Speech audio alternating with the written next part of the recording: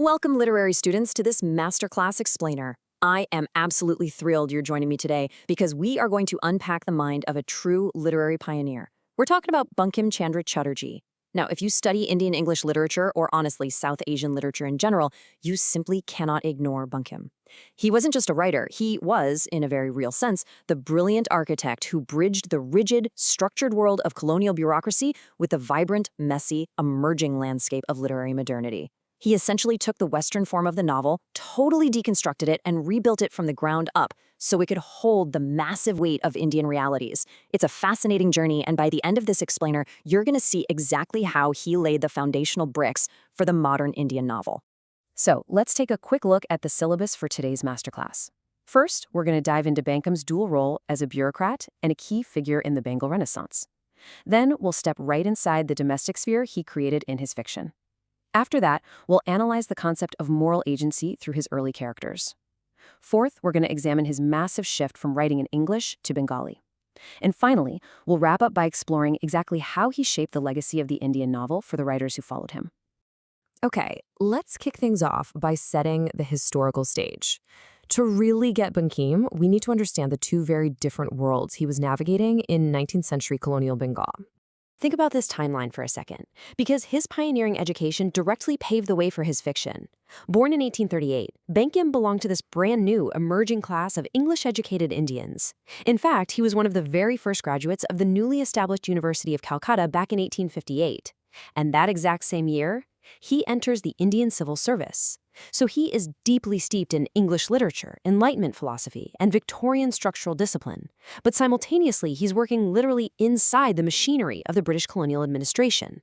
This gave him a wildly unique vantage point.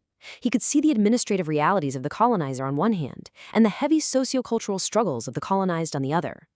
Just 6 years into this bureaucratic career, in 1864, he serialized his groundbreaking work, Raj Mohan's Wife, which is widely regarded as one of the earliest Indian novels ever written in English. Now, as a civil servant, he was fully immersed in the cultural explosion we now call the Bengal Renaissance, and this dual identity gave him an incredibly sharp, critical lens. See, the Bengal Renaissance was characterized by these fierce, ongoing debates led by reformist movements, like the Brahmo Samaj, and they were questioning everything: caste rigidity, widow immolation, severe gender inequality, the whole shebang. Bankim was right in the middle of this intellectual ferment. Now, he didn't blindly adopt every single radical reformist position out there, but he deeply shared their commitment to moral inquiry. He essentially used his position as a colonial insider to critically examine the social issues of his time. For Bankim, literature became his ultimate tool for cultural introspection. It allowed him to take these swirling, massive reformist debates and weave them directly into the fabric of his early fiction. Moving right along, let's step inside the actual physical spaces he wrote about, because his reformist worldview really comes to life when we look closely at his literary environments. To really grasp Bankim's realism, we have to define the domestic sphere. Before him, a lot of literature painted the domestic space with this sort of romanticized, harmonious brush. Well, Bankim completely shattered that illusion. He categorically refused to idealize the Indian household. Instead, he used the domestic sphere, the courtyards, the verandas, the intimate private quarters, as a microcosm to critique systemic patriarchal authority. He showed his readers that the household was actually a battleground. It was a place where familial, emotional, and broader social hierarchies were in constant and often violent friction. The home wasn't just a pretty backdrop for his characters to exist in. It was the very machinery that dictated their freedom, their subjugation, and ultimately their biggest moral tests. You see this perfectly in Raj Mohan's Wife. He tackles this dynamic directly through a suspenseful, 3-part narrative that exposes just how incredibly vulnerable women were. The plot reads almost like a thriller. We follow Matangini, who is trapped in a deeply abusive, coercive marriage to a violent man, Raj Mohan. And the narrative hits the gas pedal when she uncovers a conspiracy. Her husband is actively plotting to rob her sister's husband, Madhav, who, plot twist, actually happens to be Matangini's former love. So she's thrust into this terrifying position. She has to risk her own physical safety and her entire social reputation to slip out into the dead of night and warn them. Bankim is using the suspense of a crime plot to force a massive ethical crisis. He's proving that domesticity in 19th century Bengal was structured by these incredibly complex, dangerous, intersecting forces of power, duty, and fear. And that brings us directly to the star of the text, Matangini, and her intense internal struggles. To truly understand her, we need to nail down this concept of moral agency. This is the profound capacity of an individual to make and act upon ethical decisions, even when the deck is heavily, heavily stacked against them by oppressive social structures.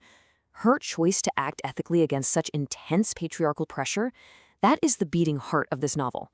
When Matangini leaves her house to warn Madhav, it's a quiet yet absolutely monumental assertion of conscience. She disrupts every single expectation of female obedience. The narrative never explicitly points a finger and says, look, she's a social reformer. But her moral agency acts as a devastating critique of a society that demands women suffer in silence just to preserve so-called family honor. Her struggle is the ultimate battle against patriarchal authority. Caught between duty and desire, fear and courage, societal expectation and personal conscience, this quote right here hits the nail on the head.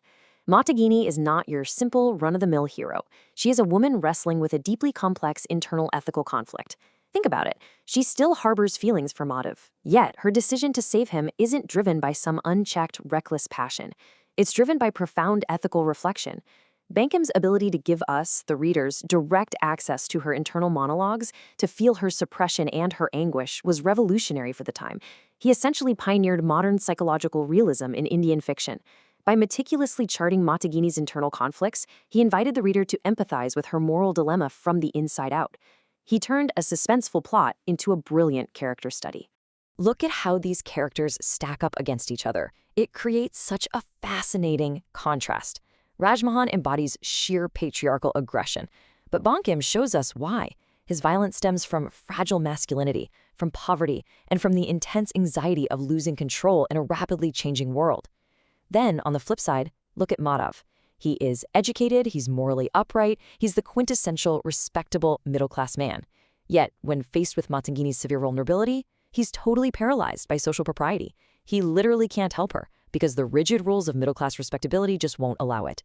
And then there's Matangini. She is the only one who transcends social duty through actual moral courage. Bankim uses these stark contrasts to make a massive point.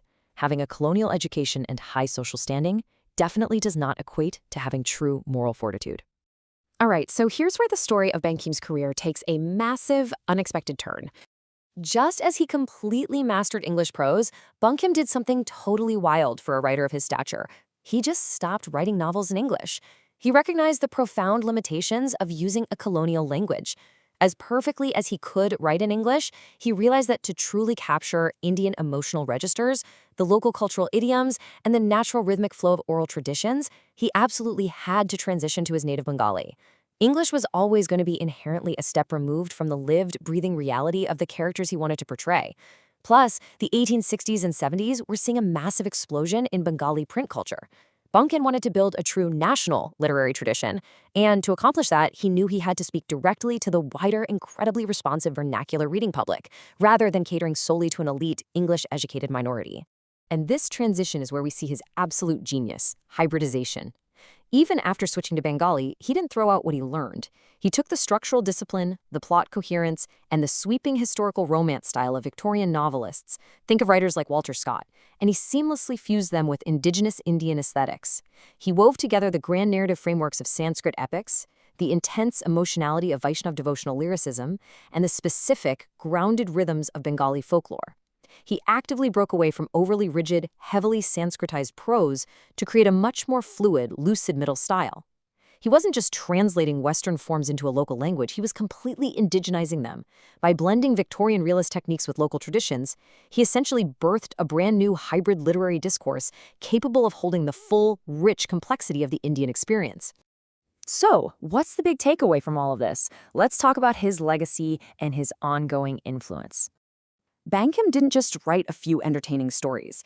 He fundamentally established the novel as a legitimate, culturally confident form in India.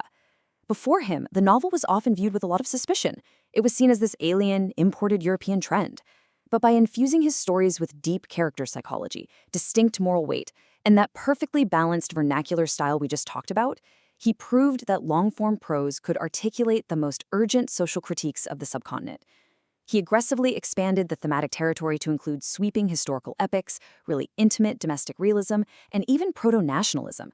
He quite literally laid down the architectural framework that forever changed what Indian literature could be, moving it away from purely localized poetry and myth and establishing a modern novelistic discourse.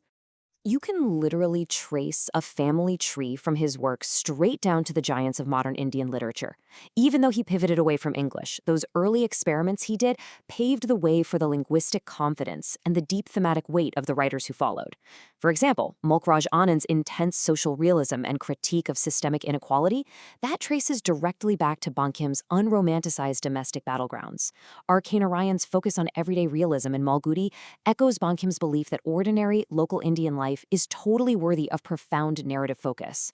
And the complex philosophical inquiries of Raja Rao, or the incredible psychological interiority of Anita Desai, all of those have their roots in the ethical dilemmas and the internal conflicts that Bankim first explored through characters like Matangini. He gave generations of Indian writers the cultural confidence to finally represent India on its own terms. As we wrap up this explainer, I want to leave you with a provocative question to chew on, something to challenge your own understanding of literature and colonial history. How does the language we choose to write in fundamentally shape the reality we are able to portray? Bankim Chandra Chatterjee understood better than anyone that mastering a literary form was only half the battle. Finding the authentic, indigenous voice to breathe actual life into it was the true revolution. Thank you so much for joining me today to explore the origins of the Indian novel. Keep reading critically, and I will see you in our next explainer.